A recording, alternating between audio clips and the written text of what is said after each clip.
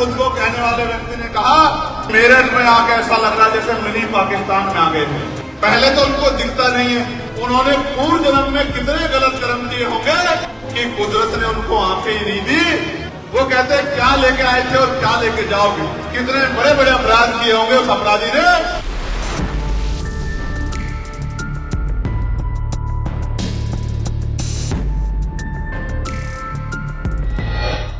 उत्तर प्रदेश के जिला बरेली में आजाद समाज पार्टी के संस्थापक चंद्रशेखर आजाद ने रामभद्राचार्य का नाम लिए बिना उन पर आपत्तिजनक टिप्पणी की है। चंद्रशेखर ने कहा कि मेरठ में एक संत की कथा चल रही थी। उन्होंने किसानों और कर्मयोगियों की धरती मेरठ को मिनी पाकिस्तान बताया।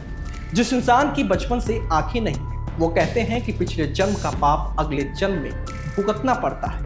ऐसे में उन्होंने अपने पिछले जन्म में कितने पाप और अपराध किए हों कि उन्हें कुदरत ने इस जन्म में आंखें ही नहीं दी और दुनिया को देखने का अधिकार छीन लिया।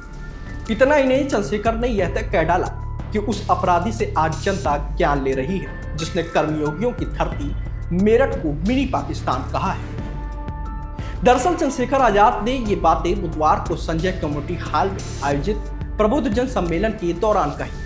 चंद्रशेखर ने अपने संबोधन की शुरुआत जय भीम, जय भारत, जय मंडल, जय जोहार, आदाब, शास्त्रीय काल के नारों से की थी।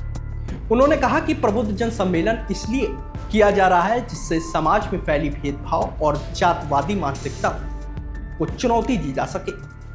पहले ऐसे सम्मेलनों में केवल एक ही जात के लोगों को मंच पर बैठाकर बाकी को बुद्ध समझा जाता था।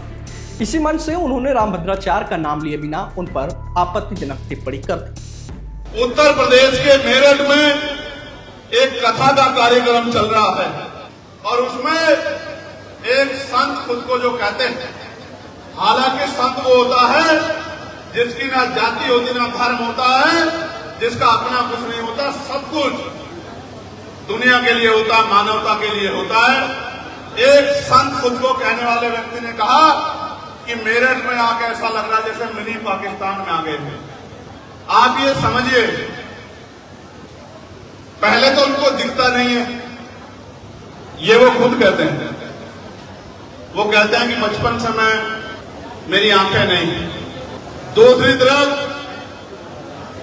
वो मेरठ में आके जो किसानों की धरती है, 1857 की क्रांति की धरती, कोतवाल धन सिंह गुर्जर की धरती है, माता दीन वाल्मीकि जी की धरती है, जहां से पहला गदर शुरू हुआ, उस धरती पे आके कहते हैं कि मिनी पाकिस्तान दिखाई देता।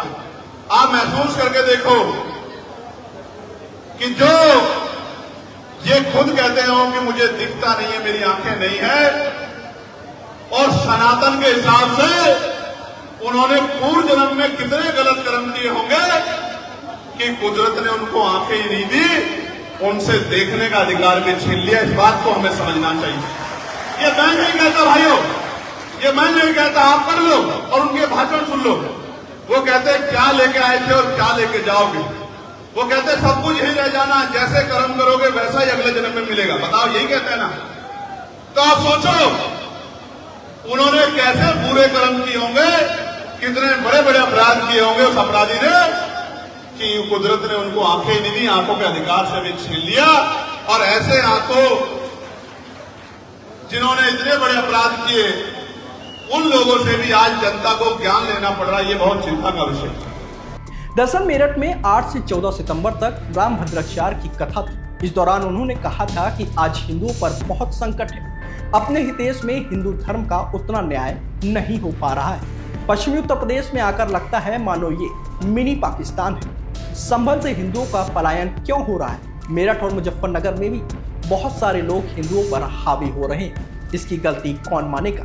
वेस्ट यूपी में लगातार हिंदुओं की संख्या घट रही है, इसलिए ऐसा लगता है कि उनका बाहुल्य अधिक होता जा रहा है।